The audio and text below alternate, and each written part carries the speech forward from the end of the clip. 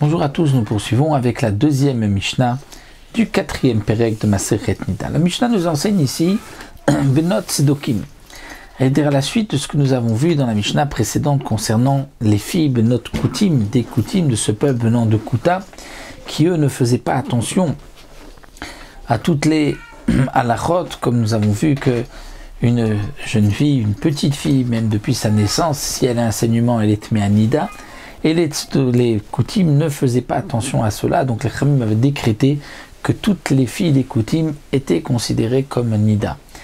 Concernant les Benot des Tzedokim, Tzedokim c'était les Sadducéens, Tzedokim on appelle les élèves de Tzadok, qui eux avaient repoussé la Torah orale et n'appliquaient que suivant leur compréhension proche du texte de la Torah écrite.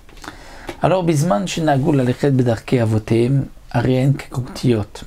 Si les Tzedokim, les filles des Tzedokim, gardaient la voix de leurs parents, c'est-à-dire d'une manière générale, comme explique Mefarshim, jusqu'à preuve du contraire, on va considérer que Mistama, les filles des Tzedokim, font comme leurs parents, et donc sont considérés comme nidot depuis leur naissance.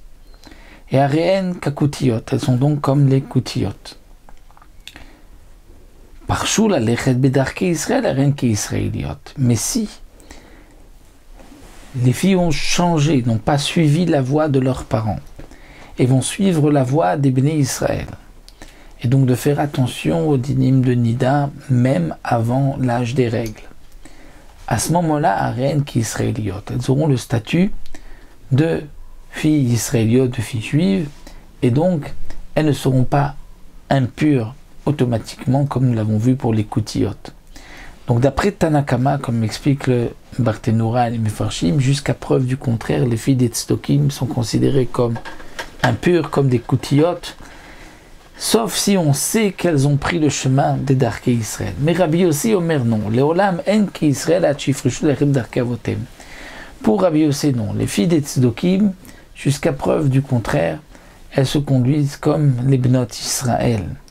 Et donc, tant qu'on ne sait pas qu'elles vont suivre le chemin de leurs parents, elles ont un statut de Israël. Lorsqu'on voit que ces filles-là vont suivre le chemin des Tzedokim, alors on leur donnera le statut des Tzedokim, et donc elles seront aussi comme les Koutiotes et impures automatiquement toutes les filles des Tzedokim, lorsqu'on sait qu'elles ont, d'après Rabbi Yossi, pris le chemin de leur père.